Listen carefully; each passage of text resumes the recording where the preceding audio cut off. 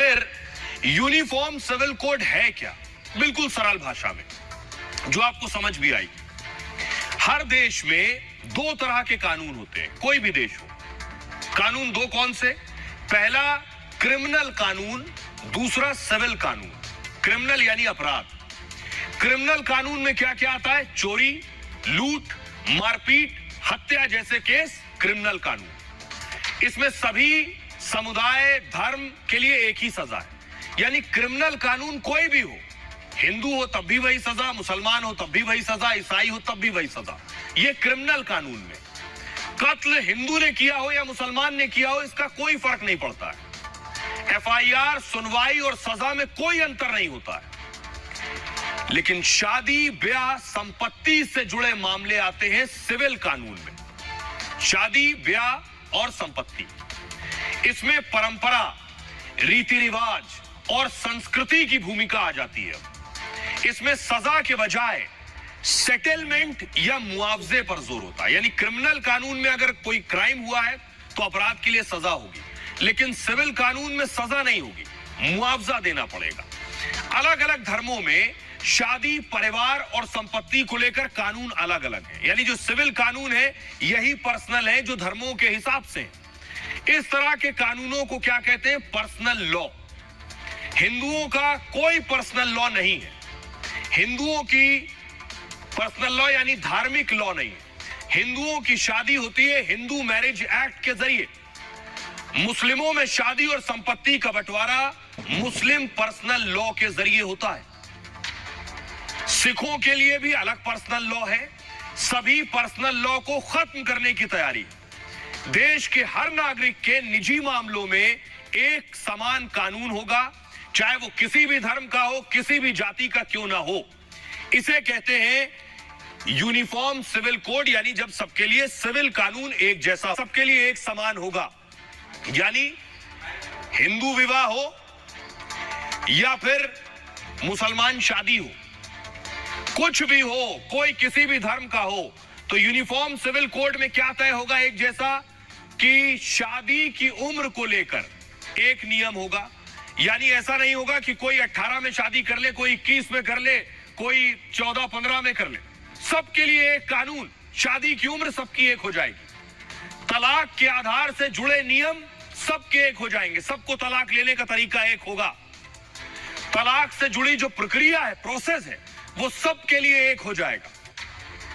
जो मेंटेनेंस तय करना है तलाक के बाद महिला के लिए, वो मेंटेनेंस एक जैसा हो जाएगा। उसकी जो पूरी प्रक्रिया है मेंटेनेंस को हासिल करने की, वो भी एक हो जाएगी। इसके अलावा गोद लेने का अधिकार अलग अलग है, गोद लेने का अधिकार एक जैसा हो जाएगा।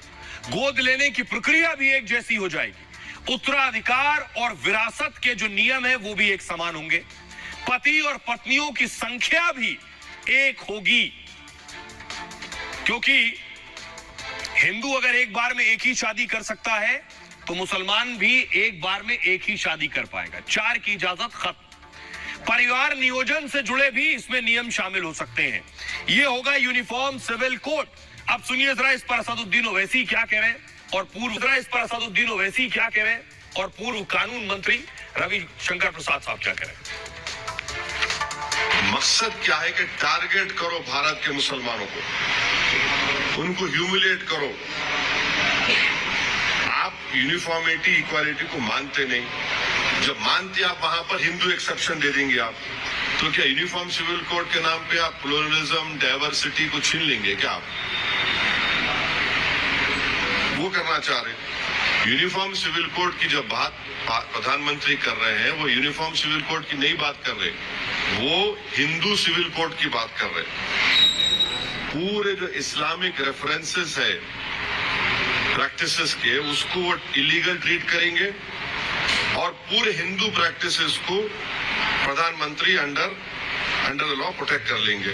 नरेंद्र मोदी ने देश के विकास की बात की, 3 तलाक को समाप्त करने की हिम्मत की बात है।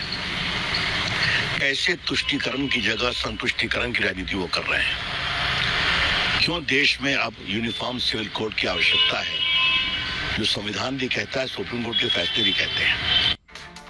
अब मैं आपको बताने जा रहा हूं बहुत इंपॉर्टेंट बात।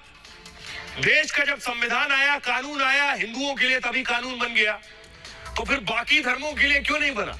सबका अलग अलग क्यों? कभी सोचा आपने? क्यों मुस्लिम पर्सनल लॉ है, क्रिश्चियन पर्सनल लॉ है, लेकिन हिंदुओं के लिए कानून है? ये कैसे हुआ? इसके पीछे क्या वजह है, ये मैं आपको बताने जा रहा हूं। देखिए जरा, हुआ ये आप देख रहे हैं, ये हमारे संविधान और कानून निर्माता है। 1941 में हिंदुओं के लिए कॉमन सिविल कोड की मांग हुई। 1941 में, यानी आजादी से पहले। ये आप देख रहे हैं, भीमराव अंबेडकर साहब, जवाहरलाल नेहरू, और सबसे कॉर्नर पर जो आपको नजर आ रहे हैं वो है श्यामा प्रसाद मुखर्जी। आजादी के बाद हिंदू कोड बिल पेश कर दिया गया। 1948 में संविधान सभा के सामने बिल पेश हुआ, 1948 में, आजादी के बाद। इसका मकसद बाल विवाह, सती प्रथा, घूंघट प्रथा से आजादी दिलाना था। तो जनसंघ के नेता उस वक्त श्यामा प्रसाद मुखर्जी साहब समेत कई लोगों ने उस वक्त भी विरोध किया था। उस वक्त इस पर कोई फैसला नहीं हो पाया था, इतना विरोध हुआ।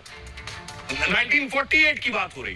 आज 23 में भी विरोध हो रहा है, सोचिए, मुस्लिम पर्सनल लॉ का। इसके बाद अंबेडकर साहब ने नेहरू जी को पत्र लिखा। तब पहले प्रधानमंत्री नेहरू जी को झुकना पड़ गया विरोध के आगे।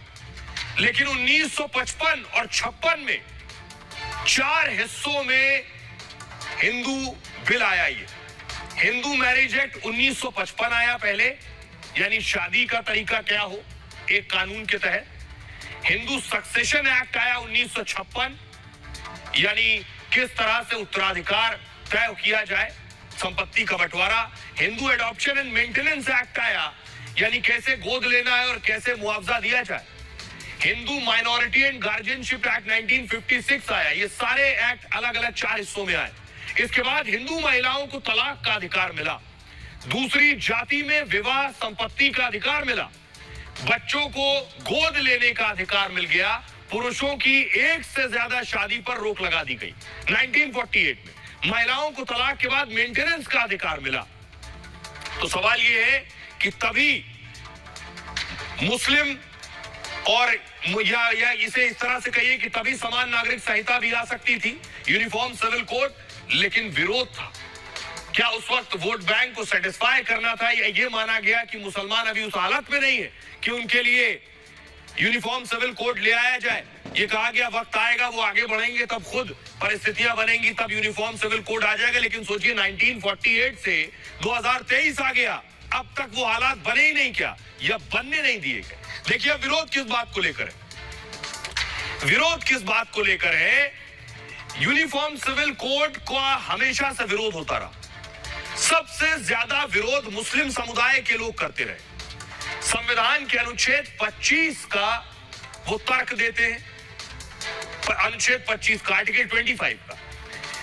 बहुत से मुस्लिम स्कॉलर्स कहते हैं कि आर्टिकल 25 में सभी को धार्मिक स्वतंत्रता का अधिकार है।